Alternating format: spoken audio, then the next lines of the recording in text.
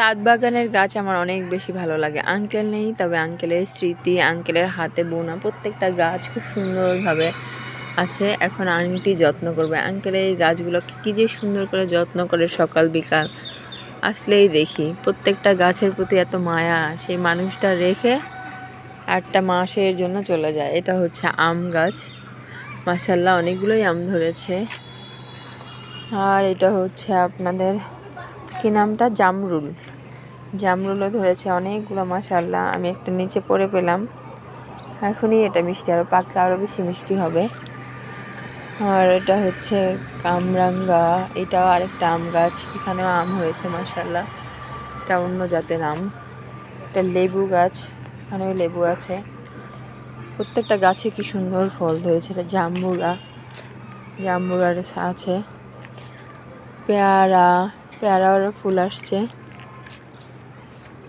আর এই গাছটাকে নাকি বলে করমচাটা কি আমি আসলে আদৌ জানি না। তা আপনারা কে এই ফলের সঙ্গে পরিচিত?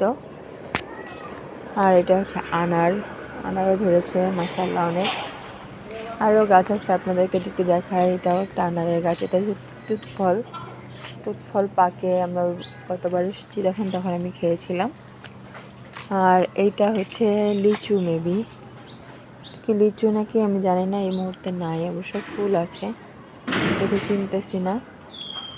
আর এইটা হচ্ছে আপনার সবেদার সঙ্গে আমি ফার্স্ট টাইম এখানে এসেই পরিচিত হয়েছি, তুলি আমাকে খাইয়েছে। আর এইটা নাকি আপেল গাছ, আপেলের ফুলও আসছে। তো এই যে এটা আসলে লম্বা কেন আমি এটাই বুঝলাম না। গতবার এসেছিলাম তখন ফুল পেয়েছিলাম, একদম পুরা গাছ জুড়ে ফুল। এই যে ছোটো ছোটো ফুল, ক্লিয়ার আসতেছে না।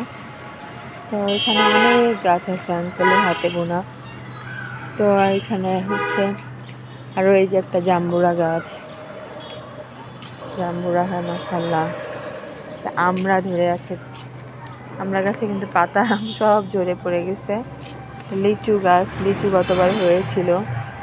এটা হচ্ছে কামরাঙ্গা খেয়েছিলাম বেশ ভালোই। আর এখানে বেগুন লাগিয়েছে আঙ্কেল, কালো বেগুন, সাদা বেগুন, সব রকমেরই।